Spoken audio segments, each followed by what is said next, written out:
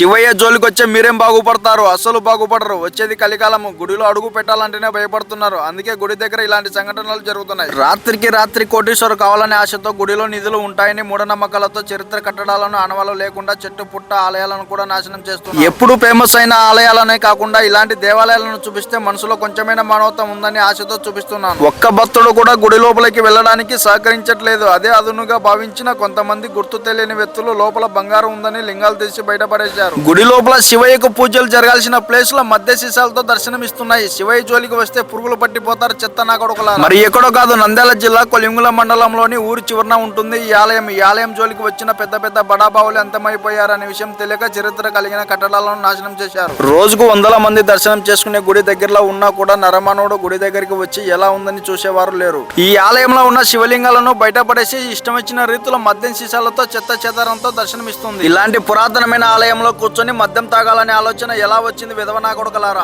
ఈ వీడియో మీకు నచ్చినట్టయితే లైక్ చేసి షేర్ చేసి మీ అభిప్రాయాన్ని కామెంట్ బాక్స్ లో తెలపండి. Thank you friends, thank you so watching. Please subscribe. ఇలాంటి మరిన్ని ఇంట్రెస్టింగ్ వీడియోల కోసం కింద లింక్ ఇవ్వడం జరిగింది.